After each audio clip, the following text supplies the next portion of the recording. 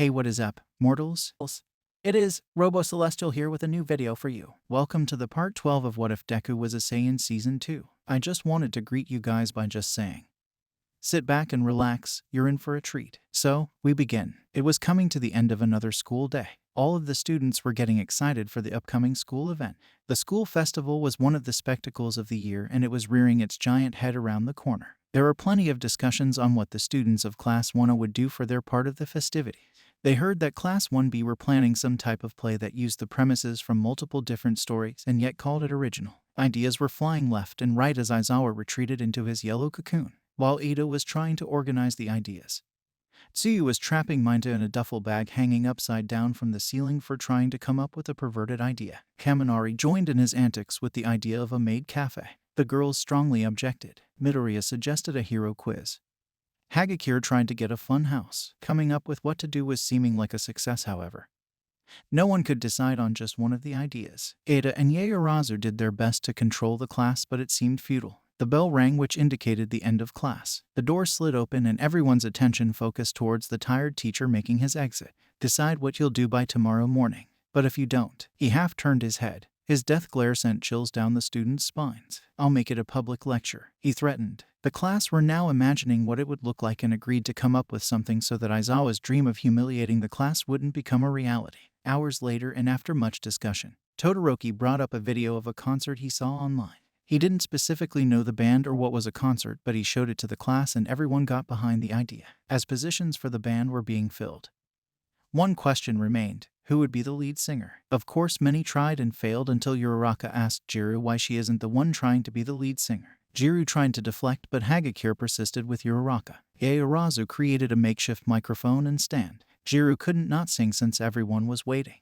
Minta was making snarky remarks at Jiru as he was one of the hopefuls who didn't get the spot of lead singer. Kirishima, however, supported Jiru, giving her some encouragement. She had never really sung to anyone but her parents, and that last time she sang was a few years ago. She put all her fears behind and sang a small melody. To say that the students weren't moved by her angelic voice was an understatement. As soon as she ended her song, everyone erupted with cheers. It was then agreed that Jiru would be the singer and bassist. Yaoyorozu was on the keyboard, Kaminari on lead guitar, Takoyami on second guitar, Bakugo on the drums, while Mina would handle the performing and choreography side of the concert, and a small group of Zero, Todoroki, Kirishima, and Koda would take care of the effects. It was 1 a.m, so after all the incessant planning and chatting, Ida shouted at everyone to go to bed. Next morning, Mirio brought a surprise guest into the UA grounds. As everyone continued with their practice, the dance team was practicing outside. What they didn't notice was that someone was lurking in the bushes, spying on them. Looks like no one has noticed yet. Let's see. I'll make my appearance with a joke and make them laugh. The secretive person spoke until he was caught. Tagada, Midoriya shouted and waved towards his upperclassmen. Mirio was not amused that he was caught. Midoriya glanced to the right of Tagada.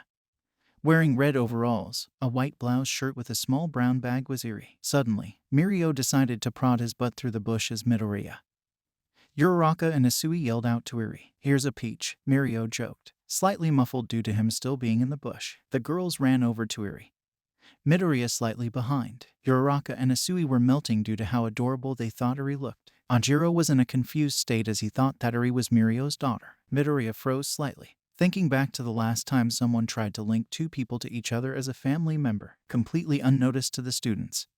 Aizawa appeared behind Eri and talked to Midoriya directly. The principal has given permission, Aizawa, in his emotionless manner, said to Midoriya. The student remembered what his teacher was referencing to. A few days after the defeat of Overhaul, Midoriya and Mirio spent time with Eri in the hospital after all the checks were done. They tried to get her to smile, but she revealed something that broke their hearts. She didn't know how to. That's when Midoriya had the idea. His class had just come up with a plan for the concert the night prior, and so he thought it would be a nice idea for Eri to watch them play, for her to experience the festival in all its glory. Mirio was all for the idea also. Once Aizawa mentioned that she had approval to see everything in the festival, Midoriya was relieved. He had to take this opportunity to get Eri to smile. As Eri got acquainted with the dance team, she hid behind Mirio's leg. She had never been with so many people in such a small space, at least from what she could remember. I wanted to take Eri around the campus and show her a preview of everything, as well as meet Principal Nezu, Midoriya Would you like to come too? Midoriya was a little taken aback from Mirio's request. It seemed like he had recovered fully after the death scare both of them had.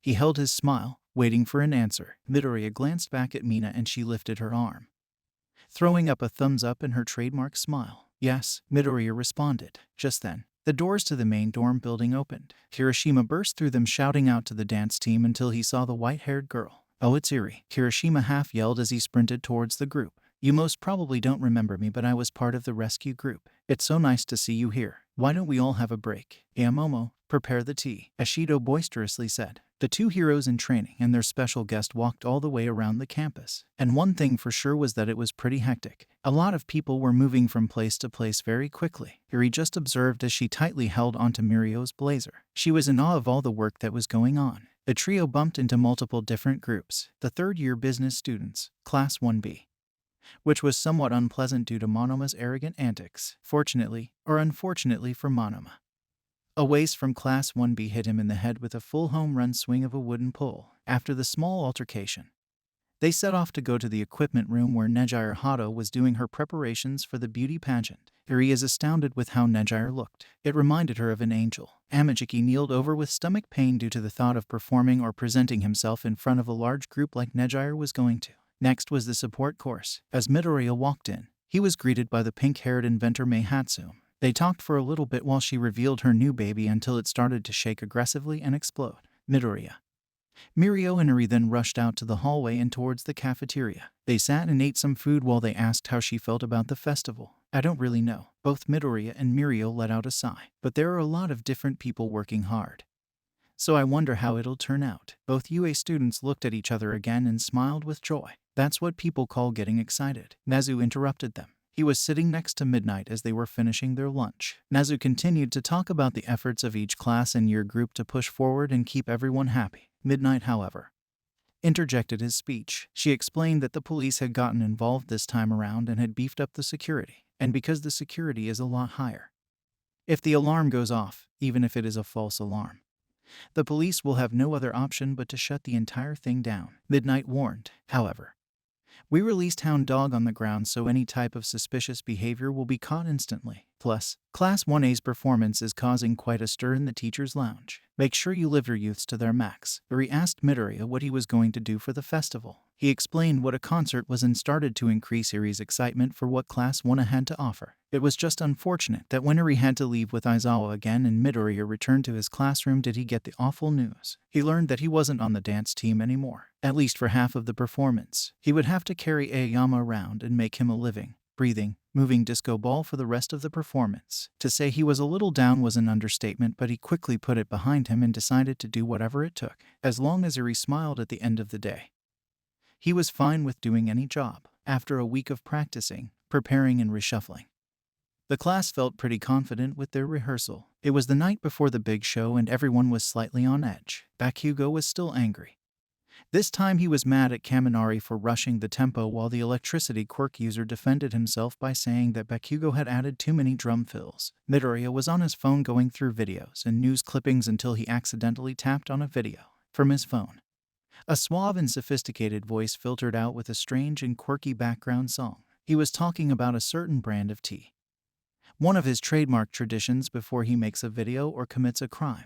Midoriya somewhat recognized the person in the video. What you watching there, Deku? Uraraka asked, leaning over the sofa, with her head close to Midoriya's shoulder while holding a cup and saucer of tea. I just clicked on this video accidentally. IW was just checking to see if anything interesting showed up and saw this. Midoriya stumbled through his words, going red and trying to focus more on his phone rather than the girl that was almost on top of him. Who is that? Uraraka continued questioning. She leaned off the sofa and walked to the right of the sofa. Midoriya regained his composure to answer her second question. I don't exactly know who he is. He's some sort of villain vigilante. It's amazing how he keeps posting these videos and still doesn't get caught. But most of the comments are horrible and he literally has no likes on his video. He isn't as big as most other users, but he's gaining a small following. Sounds a little scary, but we shouldn't worry. We're all heroes here, Uraraka chirped, once again flustering Midoriya as she got slightly closer, many miles away.